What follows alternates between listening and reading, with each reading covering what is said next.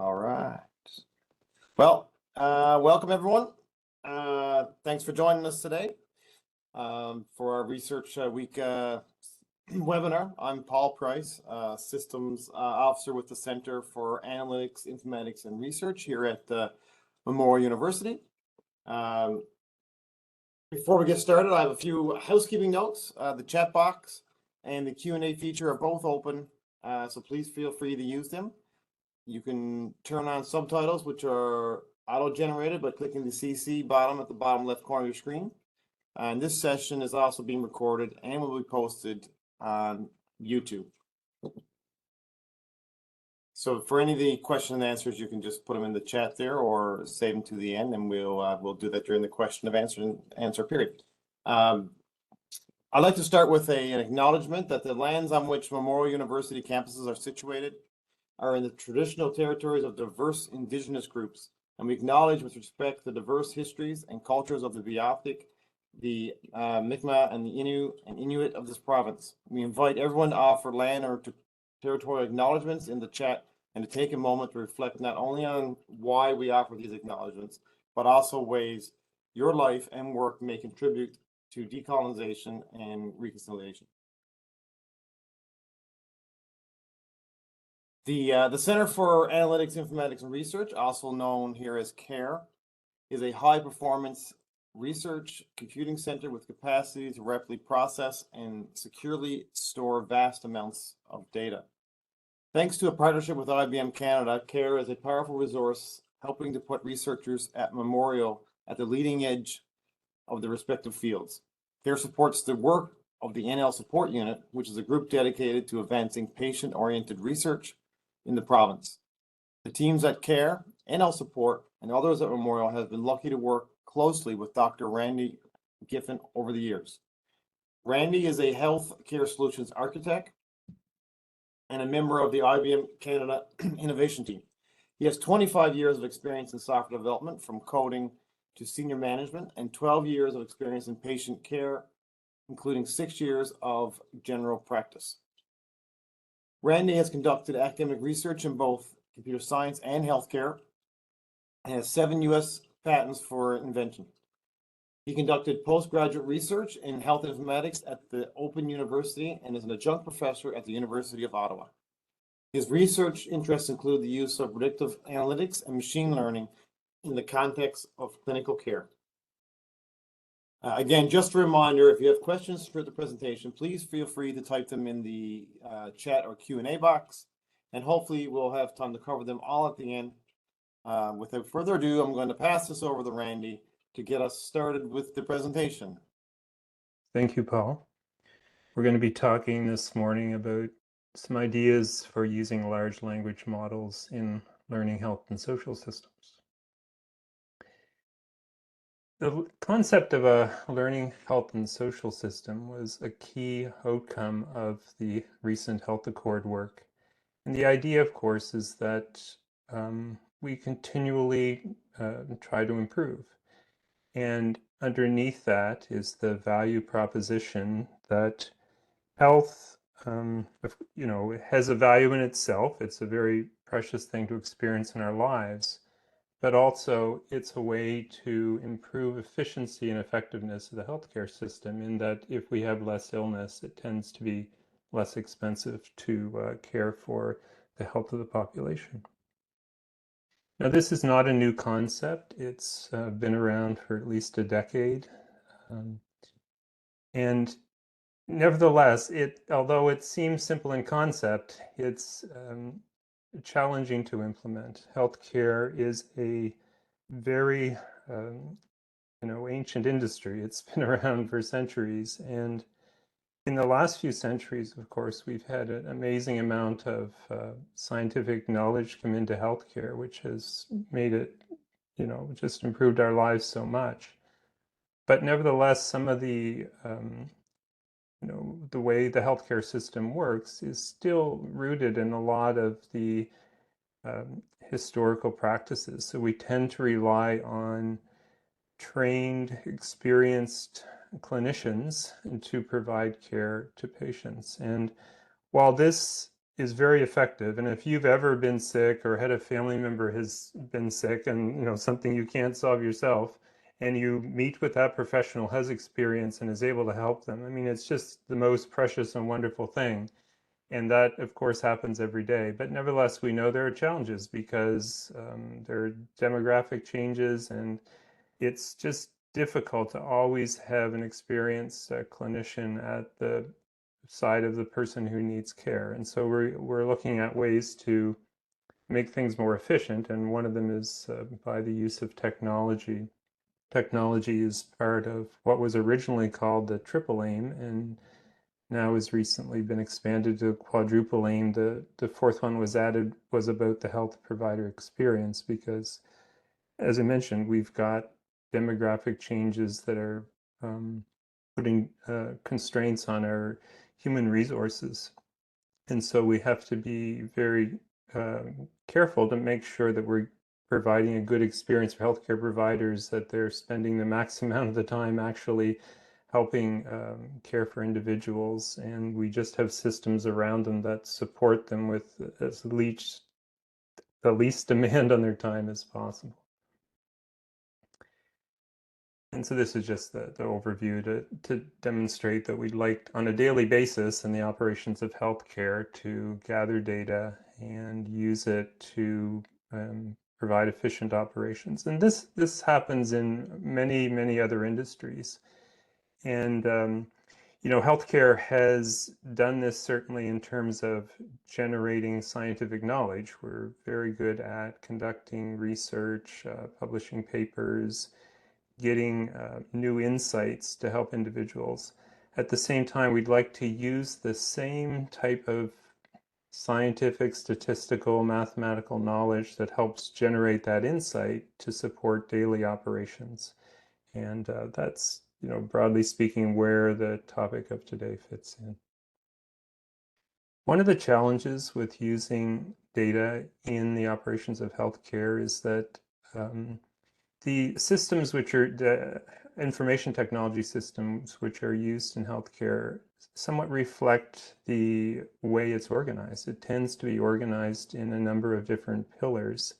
And so the data that's needed is often in different systems. And so one of the requirements is to bring that data together and then get it in a form that we can use for analytics.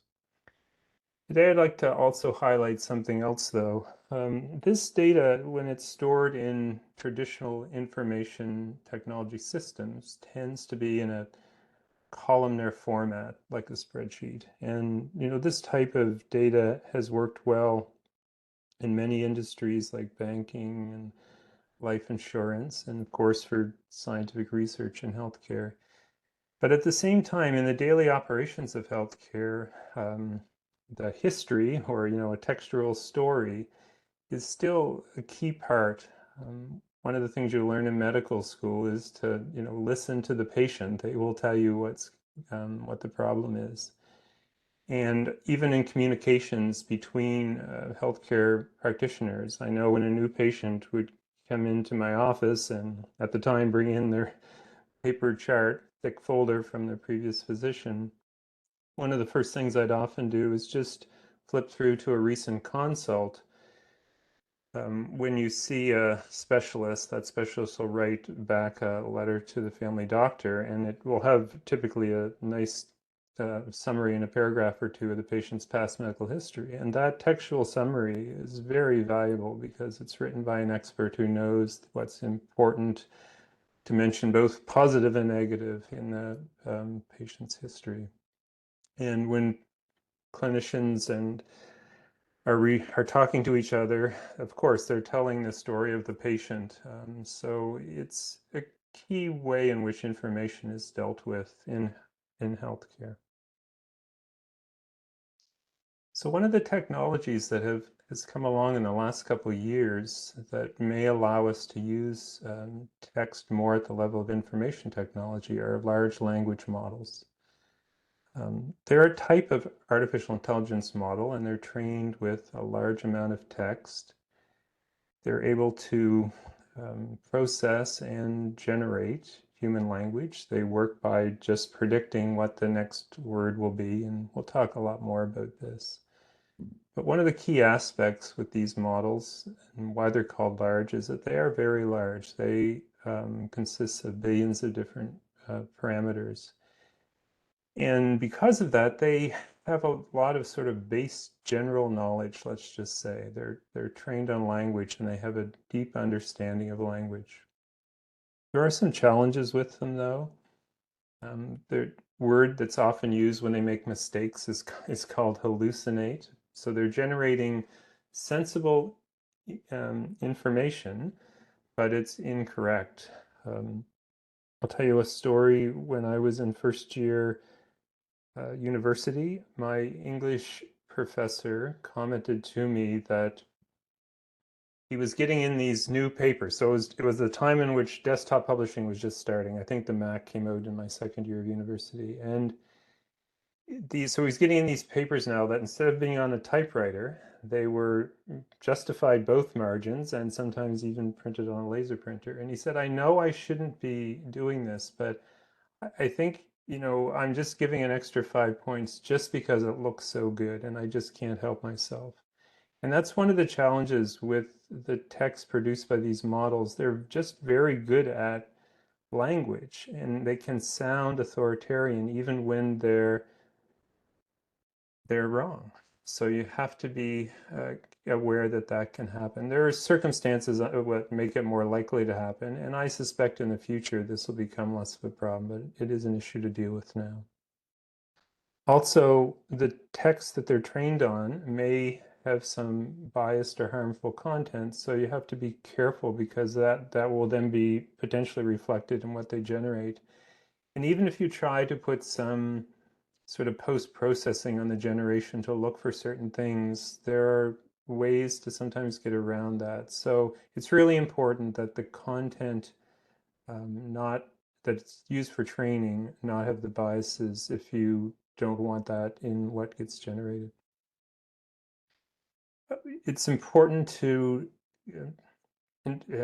not put private information into a public model prompt. So when I'm using one of these large language models, I only put information into something that's public that I only put public information into that. So it's important to have that control. And then with the training data, sometimes it's important to make sure that the data that's used for training, you actually have the right to use it for that purpose, because it may be something that sort of copyrighted by someone else, and you need their permission to use it to train their model, because what gets generated out of the model may reflect their material. And the final point to make here is that this is relatively expensive computation compared to, computing a formula in Excel. These are very large models and require a lot of mathematical calculations and therefore, use more resources, more electricity. So it's something to keep in mind. I think, again, going forward, they'll become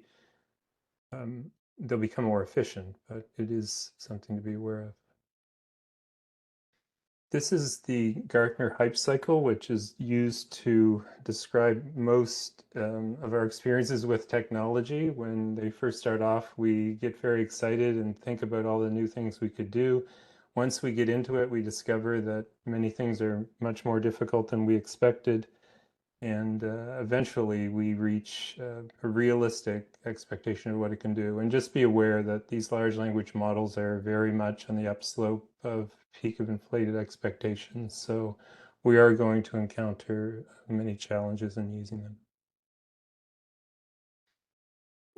This is to try and position where large language models fit in the overall landscape of artificial intelligence. These terms are not strictly nested like this, but it's a general guide to help understand. They're a type of neural network that we'll talk about more. We'll talk more about a deep learning neural network, and the specific type is transformer. And the word or the abbreviation GPT stands for generative pre-trained transformer. We're used to mathematical models being used for tasks like weather forecasting or optimizing a supply chain. The concept that you can use a mathematical model, so numbers and doing calculations with computer chips, to read and produce language just seems very different. And the fact that it's actually able to even happen, the fact that it's possible, is somewhat amazing. And so one of the goals of the presentation this morning is just to try and give a little bit of insight into how this is actually possible. We don't know how to provide instructions to the computer to actually do this. Instead, we provide instructions to allow it to learn. We create algorithms where there are a set of adjustable parameters. The concept of hyperparameters are really the configuration of these algorithms. So think about how big they are, how many iterations you're going to do. It's just a setup. But what you're actually doing when it's training is adjusting a set of parameters within the algorithm. So for example, let's say you had a series of these 5 words and you wanted to predict the most likely next word. The first thing you're going to have to do is put it into a numerical format. This is just, there's nothing specific about these numbers. I'm just conceptually, you have to put it into numbers that the computer can deal with. And then you would run it through the algorithm to get some output and convert that back into a word. Well, in this case, it doesn't make any sense. The word that it's predicting is incorrect. But what happens is we know how to then adjust the parameters a little bit to get a little bit closer to the correct output. And so this is what we do. We have a training set of a large amount of textual data, and we just train it through many cycles to be able to predict the right next word in a sentence. And it's this combination of an algorithm that can adjust the parameters a little bit in the right direction. We can't do it all at once, but we can nudge it and just repeat that time after time after time. That allows us to have something that can learn how to do it correctly. And so after many cycles, you have the parameters in the right position and you output the correct result.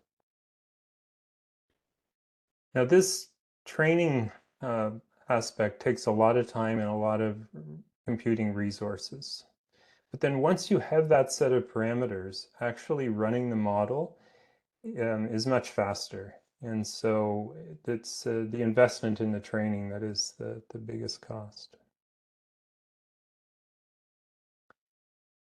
Conceptually, what we're talking about with neural networks, they're just nodes in a network that have connections between them that are the weights. And so when a single signal comes through, that signal is multiplied by the value of the weight and then aggregated at the next node. And at each node, there would be an algorithm that decides how much of that signal is passed on. And again, it happens at the next layer. So it's just has obviously some analogy to the way neural networks in biology work, but this is the weights that we're adjusting when we do this training. And the concept of deep learning just means a deeply nested network. Okay, so how do these steps apply particularly to large language models? The first thing we have to do is turn the words into numerical representation. Then we run them through a neural network called a transformer. And once it's trained, we're also able to affect the output through fine-tuning that training on a data set that's particular to a certain application. And also, we can include information in the text that we're prompting with, right? So we're getting this model to complete after we give it a prompt with a series of words. And so if we include more information in the prompt, that can affect what it generates on the completion. Okay, so these word embeddings actually means, and by the way, I'm using the term word. When we break up a language, we actually are breaking up into tokens because you have to think about punctuation characters and stop characters. But I'll kind of tend to use these interchangeably, but it's just breaking the text down into individual tokens. They're encoded by a list of numbers, actually, and we call this embedding. Now, these embedding values are actually figured out by the network itself, and we'll just show you a demo of that in a moment. And the two key things that we're going to see in this demo is that words with similar meaning tend to end up with similar values, and that pairs of words with similar differences tend to have the same difference in their values. And this is just coming as a result of the training, right? We're not actually telling the computer how to, what the values should be. So I'm going to show some computer code now. Don't worry if it looks intimidating. It's just think about the high level concepts as we're going through it. So in this case, I have 4 simple sentences. Different people like peanuts. And now I've put these words into a list, and then down below I'm representing whether the word we're representing the word by its position in that list. And I've got 2 data sets here with the first word and then the word that follows it. Okay, so the X and Y values. Now I'm going to create a very simple neural network that just has 6 of those nodes in the middle. And I'm going to create a model and set up the algorithm to train it. So we'll go ahead and run through 10,000 cycles to train it how to predict the next word in those simple sentences. Now, if I plot the results of this training, you can see how the loss, which is the sort of a mathematical calculation between getting the right answer and getting the wrong answer, that very quickly drops and then takes a fairly long time to improve any further. And this is very typical when you train these neural networks. This is the type of pattern that you see. If we actually look at those values, they don't really have any meaning to us, but they have meaning to the network. And if I plot these, something really interesting. The words that represent people all end up kind of in the same spot. And that's because within these sentences, they all have a similar role. So that was one of the things about the embeddings. Now, we'll actually look at one other aspect. Here I've got some tokens that just differ by gender. So what I'm actually going to do now is go out to OpenAI and get the embeddings that it's using for these words. And so these are the words that are actually used by OpenAI. You can see here we've got 1,500 different values that are used. You can kind of think of this like as if you had a spreadsheet and these were the words and then you had some features of them. Again, we don't know what any of these features mean really. The network has learned it itself, but you can imagine now that it's quite sophisticated when it's got 1,500 different values that it can use to represent each token in the languages that it's being trained on. I can't plot 1,500 columns, but there's a mathematical technique to sort of condense this information. So I'm going to run that and convert the 1,500 to just 3. Now, when I plot these, hopefully you can see an interesting pattern here. So first of all, they both kind of have the same distribution. And then the difference between the male and female version is kind of the same for both of them, right? So king and queen, brother, sister, husband, wife. And this is the other characteristic where similar differences in meaning tend to have a similar mathematical difference in the representation. Okay, we'll just go back to the slides now.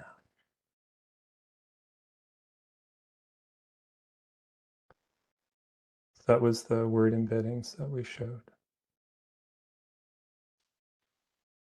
So like I mentioned, what's happening in these large language models is that they're predicting the most probable next word. Of all the words they've been trained on, they make a guess as to what is most likely the next one to come along. And that's how they work. The type of algorithm that's used for this is called a transformer. This algorithm came out about 5 or 6 years ago, and it's actually been remarkably stable. There's been some tweaks and variations on it, but it's proven to be very, very capable. And I'll just highlight a couple of the things that happen. So we have these embeddings that we just talked about, and information is added about positional encoding. So one of the advantages of the way transformers work is that they don't need to be fed the words sequentially. They process them all at once. And therefore, in order to know where the words appear in the sentence that we're processing, the information that we're processing, we add some positional encoding information. And then the next step is this concept of multi-fed attention. So if we just take a step back for a moment and think about what we need to do in order to understand language, we need to be able to know both what the token is, but we need to know the context of the words in which it's sitting, because that's how language works. It's both the word itself, the token itself, and the words around it. And that's what this attention mechanism is able to do, to just allow the words around it to affect the value for the individual token. And I have another demo might be able to show for that. So in this case, I'm getting another large language model called BERT, and I'm using this sentence: due to a shortage of staff, patients seeking healthcare must be patient, right? I'm just pointing out that same token, but very different meaning in this sentence. And so now what I'm doing is I've got this pre-trained model, the BERT models from Google, and I'm going in and looking at the attention values that it's computing in this sentence. And the color, the intensity of the color, just indicates how much attention this word is paying to all the other words in this sentence. I don't want to, say that I have too much understanding of this, other than, for example, the word staff. It's obviously got two, different meanings, and by focusing on patient and healthcare, maybe that helps the neural network understand that in this particular case, it's talking about people. But it's just a way to allow the values of the embedding to be adjusted according to the context in which the word is being used. And this actually, when we say multi-head, we can look at it in multiple different patterns. So even when words are used in different ways, this can be adjusted. Then that is, after those adjustments are made, they're added back to the original value and then fed forward into a neural network. The neural network is actually where the learning takes place. So we've got input data with a lot of meaning in it, and now we're going to learn based on the training data how to predict the next word. So let me give you a quick demo of a neural network learning. This is just some random X and Y data. And I've got a very simple neural network here with 12 neurons. Now let me just set the number of epochs to 1 and plot that so you can see what's happening. So the blue dots are the random data that got generated.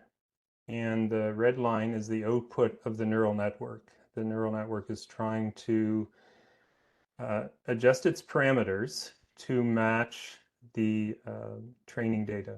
And you can see after one cycle of training, it's not doing a very good job of that. It's just a straight line. But now we'll allow that to run for 20,000 cycles. And you can see that with each cycle, the network adjusts a little bit and does a reasonable job of conforming to the expected output. This is a trivial case, but this is essentially the math that goes on when these networks are trained, and hopefully it allows you to appreciate how powerful this is. And so when we give a sophisticated neural network like a transformer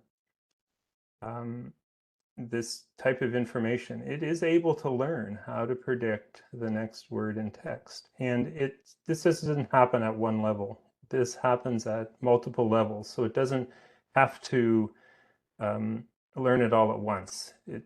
You repeat this time and time and time at multiple layers. And conceptually, maybe as it goes up in the layers, it's learning higher level concepts. Talk more about that. Talk more about that later.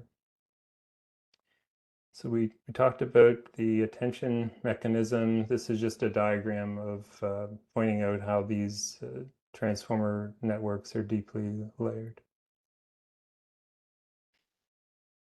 The surprising thing, maybe not surprising, but fortunate thing, is turned out to be that as you have larger training sets and larger models with more parameters, these large language models become more accurate. And this is, we don't know where all this is leading. I'll talk more about that later in a moment, but just to point out that size is really impacting the ability of these models. So as we increase the size, they become more useful. We're using a particular type of processor often to do this mathematics called a GPU. They're much faster at computing the type of math that's used here than the standard processors. So it's just purely a matter of efficiency and capability that these are used. But it makes a huge difference. And we'll talk more about this in a moment. I'll give you a demo of running on a GPU node. And just switch over to that.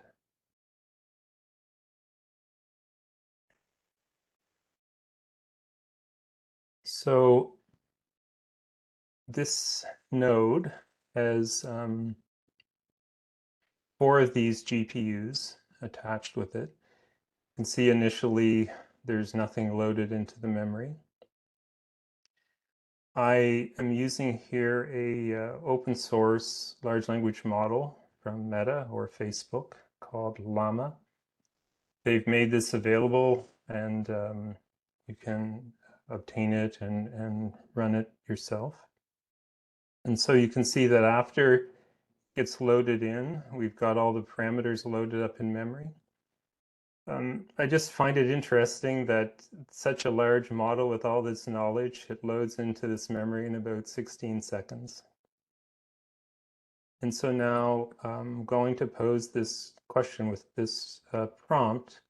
What are some common reasons for low back pain?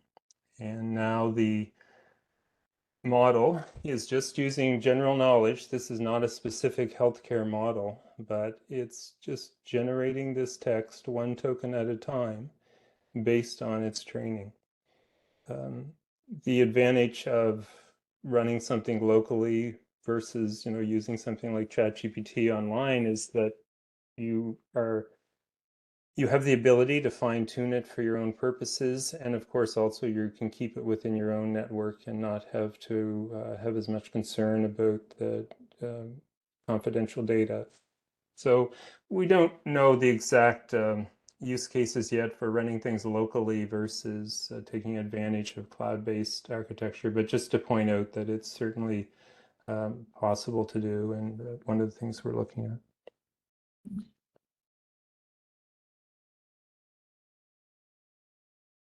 Another use case is to use these for retrieval of information. So you don't just ask it to generate text based on its training data, but also give it more information. So let me just show you one other demo of this first. Over here, let's take this document. This is a document from the Newfoundland government describing their programs and services for individuals and families. Now, ChatGPT would not know the details in this document at the local level. But one way we can deal with that is with this concept of retrieval augmented generation. So I'm going to take this document and load it, split it up into pages, and just to sort of prove to you here that that's what's happened, you see I've loaded the text from each of the pages in that document. Now, what I'm going to do is put these into a vector database. So we'll get the embeddings from OpenAI for all these tokens, and then we'll put them in a local database so that we can match up embeddings in our prompt to embeddings in that document. So that's what's going to happen here now. We're going to make a call out to OpenAI, but before we do that, we make a query into this database we created. Does NLHC offer scholarships? And what's happening is it first takes these tokens and goes into that database and finds fragments of text related to this and includes those in the prompt that it sends off to OpenAI. It's like, here's a collection of information, you make sense of it. So then what comes back from the model is this coherent answer in paragraph form, giving us an answer. The ChatGPT does not know this information, but by including some text in our prompt that had the information, it was able to use it to give us a coherent response. And you can build this up into a conversation so that it uses the previous information that it gathered in order to augment the next question. So if I just, how do I apply for a scholarship? It knows the scholarships that I'm talking about. And then I can even ask about a more specific question. Okay, well, you know, I live in Gander. What number should I call? And it's been able to pull that number out of that PDF. So that's an example of using local information to augment the response we get from the large language model. And now let me show you one other example of this.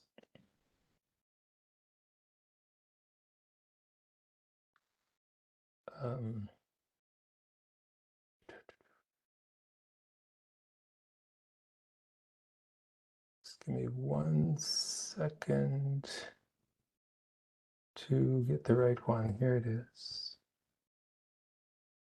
It's hidden behind my, here we go. In this case, we've got a database with patient information.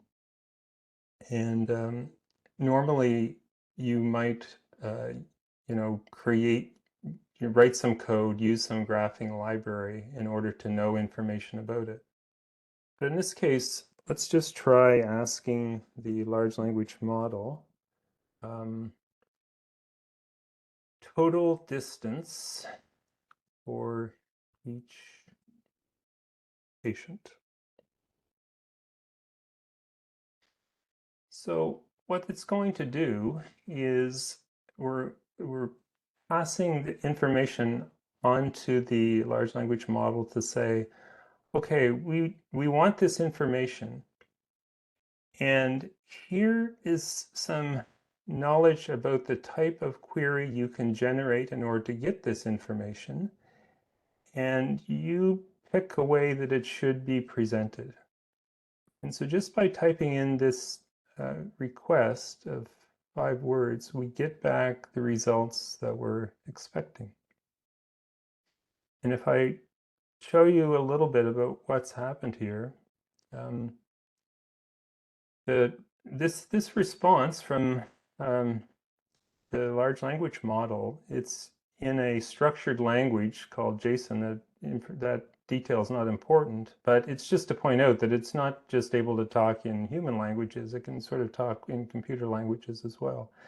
And first it's giving an explanation of its understanding of what we've been asking for, and then it generated this query information, this configuration of a query. Now behind the scenes, when I prompt that large language model, I gave it instructions on what constitutes a correct query. Now, it understands generally the concept of querying because it knows a lot of different computer languages, and I just provided some specific details about what we can deal with in this case. And then I asked it to give me a configuration for a Plotly plot. Plotly is a type of graphing library. I didn't have to give it any details about Plotly. It just knows enough from its training how to construct a proper plot. When it gave me back the response, the large language model just referred to this X column using the patient value. And what I did was then run some code to actually fill in the set of patients. So it's sort of some post-processing to get the local details. But this entire configuration that's used to generate that graph, the model did that itself. Maybe just do one other example, and we can move on. So maybe distance by date for each patient. And in this case, it again will choose the right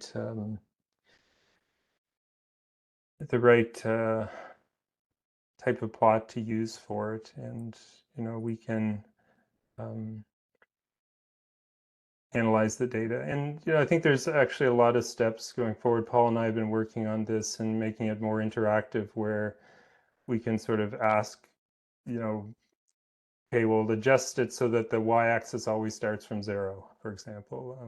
So I think there's a lot of potential in this type of interaction where we're essentially using the large language model as an alternative user interface, so that rather than having to learn all the details of how to build this type of plot, we just say what we want and it produces the result. And I think also going the other way as well, where potentially it's able to take the text that is generated during, you have a clinical encounter, you have a conversation, it's able to take that, put it into the type of form, maybe a custom form that's showing up for the electronic record. Afterwards, the clinician reviews that, confirms the information is correct, and submits it. And when I was in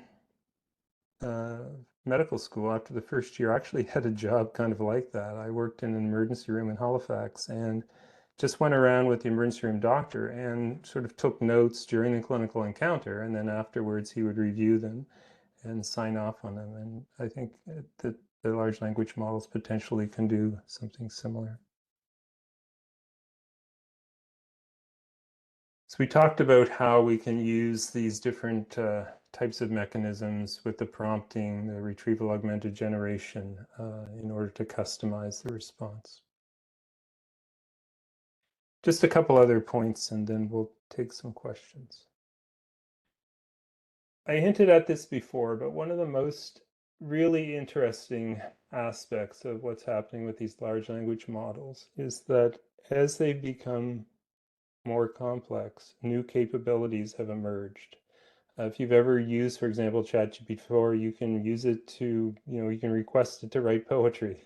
And the thought that, some mathematical calculations could actually understand these somewhat human concepts and write poetry and understand poetry, it's quite amazing. And in fact, the people who worked on these, when these capabilities arose, they were amazed themselves, right? So but this happens in nature, right? We know that the parts of a cell are not alive, but when you put all that complexity together, the cell, new capabilities emerge that the cell possesses. And it's going to be very interesting to see what happens in the next few years, right? Because these capabilities are coming along just because of the training and the scaling, and we're not giving explicit instructions.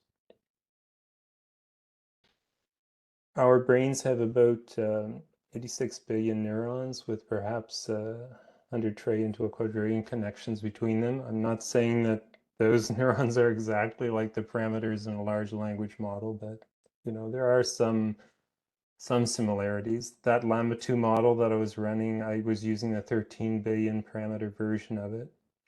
ChatGPT has 150 billion 175 billion parameters. OpenAI actually didn't say how many parameters are in ChatGPT-4. Some people estimate 1 trillion. Last week, Amazon said that their model that they're training has 2 trillion parameters in it. And, there's lots of rumors that within the next 2 years, we might see 100 trillion parameter models. I think what's one of the interesting things that will come out of this is by scaling them up and seeing new capabilities emerge, will we, it'll be more sophisticated, but at the end of the day, it's still just a probabilistic prediction tool. They'll be able to do many, many useful things, but there's sort of this ceiling of capability that will hit just because of the way they work, and there's some fundamental thing missing that differentiates the type of intelligence that human has from these types of models. And no doubt there are some aspects to that. But also, versus potentially 50 years from now, these types of models have intelligence that is more like humans and perhaps someday even in surpassing it. So I think that's one of the, obviously a lot of people wondering about at the moment. So practically, how can we take advantage of this technology to make healthcare more effective and efficient in the next few years? And I think one of the ways we can do that is by taking our clinical encounters and, both when we're gathering data and when we're querying data from the systems, and use those to train our models and therefore produce assistance to help us do this work in a way that doesn't require so much sort of keyboard work, clicking on boxes, going through menus, to be able to interact with our information systems more like we interact with each other in healthcare. So I think at that, we'll take some questions, Paul. There's 2 links here. One, that if you're interested in trying the samples I did today myself, they're available in my GitHub. And yesterday, Andre Kaparthy, who he wasn't born in Canada, but he was trained in Canada, in Toronto and BC. And he was one of the founding people at OpenAI, and I think worked at Tesla on their self-driving for a while. But he's just a very bright person and a wonderful teacher. And he put out this video yesterday. He's got a lot of teaching videos, but in particular, if you'd like to go to many more levels on large language models, it's really worth watching that one. So I'll stop there, Paul, if there's any questions. Sure, thanks, Randy, for that. Yeah, there is one question. If you have any other questions, please feel free to add it to the chat or the Q&A. One question is it possible to evaluate the levels of the potential bias that exists in the large language models? I think you could definitely have test sets, like with many other computer applications, before you could ever consider putting these in production. And in fact, with any sort of changes you make, you'd have to have this quality assurance that you went through. And so you would have some cases where you specifically looked for bias. Internally in IBM, they've worked on models. I think our model is named Granite, our large language model, and I know a huge amount of effort has been made to try and detect and remove bias from that model, and of course many other people would be doing the same. So it is possible. The caution that I wanted to point out, though, is that it is not enough to just try and do it on the output side, like you run your query, you get the result, and then you check for certain keywords, because there'll always sort of be ways to work around that. And actually, in this presentation, Andre talks a bit about that. So yeah, it's possible, but it's still something to remain concerned about, because the output is going to reflect what training material is used, and just by it's coming from human sources, there will be some inherent biases in them. Thanks. Another question for you, Randy. What is the role of traditional epidemiology as the AI applications grow to verify data-driven new knowledge? Yeah. So many of the same techniques are still there, right? It's just that potentially we can use them, as part of the learning health system, as part of our daily operations. So it's very common in healthcare and many other industries to use these statistical epidemiological techniques to generate reports. But these tend to be relatively static, like maybe they're done quarterly. But as we know, these types of calculations can be used, almost daily to adjust operations. It's just that traditionally we haven't had access to the data and we haven't had the computational resources to do that. But as we introduce, electronic health record electronic health record mechanisms, we should take advantage of that data, right? It shouldn't just be an electronic version of the patient chart. We want to take advantage of that data to use the techniques of epidemiology and statistics to actually affect and analyze the way we're working each day. And then in addition, if we can use these large language models to provide a more natural user interface for that, then I think there's significant potential to make healthcare delivery more efficient and just more, I don't know, effective or enjoyable for healthcare practitioners and, potentially eventually patients as well. Thank you, Randy. How about many people may be very skeptical in using new technologies like this AI in healthcare. So how would these concerns be addressed and to reassure the patients, especially around maybe the privacy and maybe the misuse of the information that is supplied for these AI training models? Mm-hmm. I think there are definitely people who are focusing on data governance strategies. This is well understood as a priority and will be, looked at in detail. But I think generally I can say that the idea that people, have a right to privacy and to decide whether or not they would want their personal experience used for training, that's likely to remain an option, right? If you just want to have a conversation. We never want to inhibit somebody from having a conversation with a healthcare practitioner because they're worried that it wouldn't be private.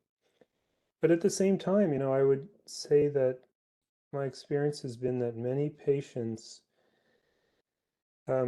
want their experience to be used for learning. The reality is that, it's health, right? There's the the outcomes sometimes are good, but sometimes they're issues as well, and that's just the nature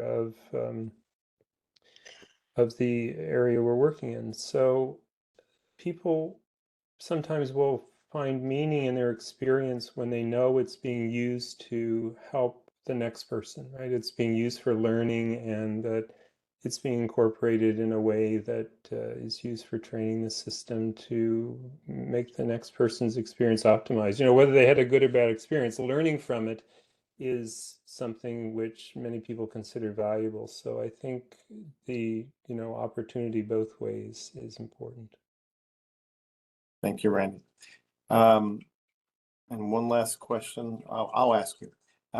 Where do you see this in 10 years, or where would you like to see this in 10 years? I think for me, the biggest thing would be that it's helping practitioners and patients just have a better experience, right? Like, I remember the first time I went to see my doctor after they had got their electronic health record, and I started talking to him, and he's looking at his laptop screen. And I was used to him having eye contact with me when we were discussing my health. I'm like, dude, pay attention to me. Like, this is important. Um, and of course, I've gotten used to it now. It doesn't bother me at all. But I think that hopefully it can make the experience to using information technology better for both patients and providers. And then also, of course, potentially going forward, just ramping up our ability to deliver that, right care to the right patient at the right time, because it can sometimes take a while to meet that expert that I talked about at the start of the talk, right? And when that happens, you finally get there. It's absolutely wonderful. But if we can make it more efficient to sort of happen right away, then I think that would also be useful. Thank you, Randy, very much. If there's no more questions, I haven't seen any more, I don't think.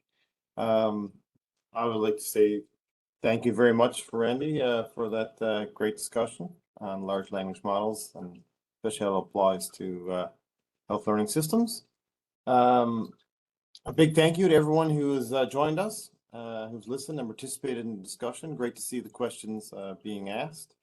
And just a reminder that the recording of the session will be up on the NL Support YouTube channel in the coming days. Thanks, everyone, and have a great day.